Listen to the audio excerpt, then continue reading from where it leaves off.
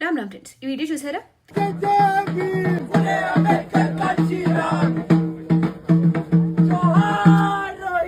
తల్లి తన కొడుకు విగ్రహాన్ని పట్టుకుని ఏడుస్తుంది.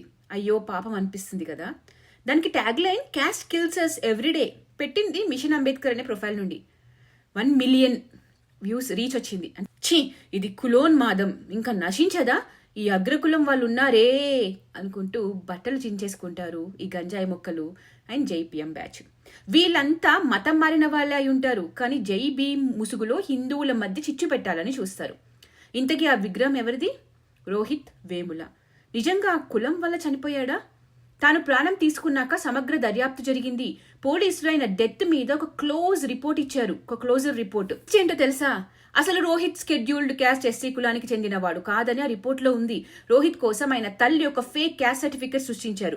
ఈ విషయం ఎప్పుడు బయటపడుతుందోనని రోహిత్ ఆందోళన పడేవాడు. ఒకవేళ తన కులం సంగతి బయటపడితే యూనివర్సిటీ నుంచి బహిష్కరిస్తారేమోనని భయపడేవాడు అని రిపోర్ట్ లో పేర్కొన్నారు. ఆ డిప్రెషన్ లో ఆ భయంతోనే ప్రాణం తీసుకున్నాడు అని కూడా చెప్పారు. ఆయన రాసిన లెటర్ లోనే తోటి కామ్రేడ్సే సతాయిస్తున్నారని కూడా రాశాడు. పోయిన ఆయన ఏమన్నా ఉత్తముడా అంటే ఫేక్ సర్టిఫికెట్లు యాకూబ్ మీనన్ లాంటి ఉగ్రవాదుల్ని హీరోల్లా చూసేవాడు కూడా.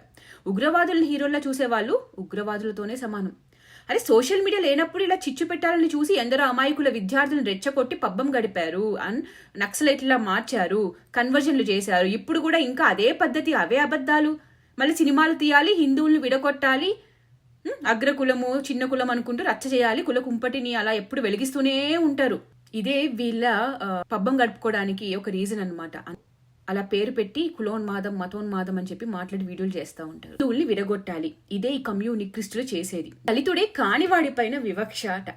అక్కడ ఆ తల్లి కూడా నేను దొంగ సర్టిఫికేట్ తెచ్చి ఉండకపోతే బతికి ఉండేవాడివని ఏడుస్తుంది కావచ్చు. ఇంకెన్నాళ్ళు ఇలా కులచిచ్చు పెట్టాలని చూస్తారు? ప్రాణం తీసుకోవడం తప్పు, ఆ పోయిన ప్రాణం మీద కులచిచ్చు రేపాలని చూడడం ఇంకా తప్పు. Let's break the silence. ఈ తరం పిల్లలకి తెలియాలి ఈ అర్బన్ నక్సల్లు ఫేక్ జైబీఎం బ్యాచ్ గురించి.